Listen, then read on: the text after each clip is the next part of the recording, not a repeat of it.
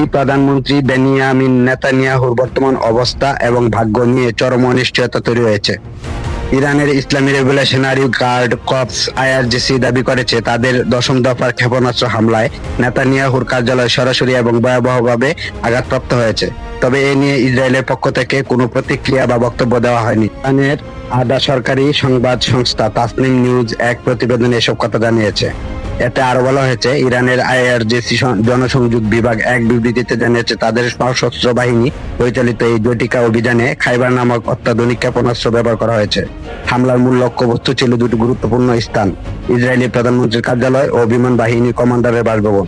বিবৃতিতে আরো দাবি করা হয়েছে লক্ষ্যবস্তুগুলোকে নির্মূলভাবে আঘাত হানা সম্ভব হয়েছে এবং সেখানে ব্যাপক ক্ষয়ক্ষতি হয়েছে। হামলার পর থেকে ইসরায়েলি প্রধানমন্ত্রীর অবস্থান বা শারীরিক অবস্থা নিয়ে কোনো সুনির্দিষ্ট তথ্য পাওয়া না যাওয়ায় এক রহস্যময় অনিশ্চিত পরিস্থিতি সৃষ্টি হয়েছে। শনিবার ইরান ভূখণ্ডে মার্কিন ইসরায়েলের যৌথ সামরিক অভিযানের প্রতিক্রিয়া তেহরান এই পাল্টা প্রতিশোধমূলক হামলা শুরু করে।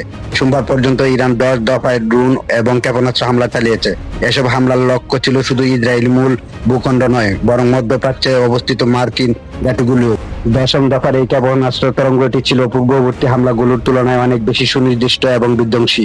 বিশেষ করে খাইবার ক্ষেপণাস্ত্রের ব্যবহার এবং প্রধানমন্ত্রীর কার্যালয় টার্গেট করার বিষয়টি যুদ্ধকে এক নতুন এবং অত্যন্ত ঝুঁকিপূর্ণ মোড়ে নিয়ে গেছে।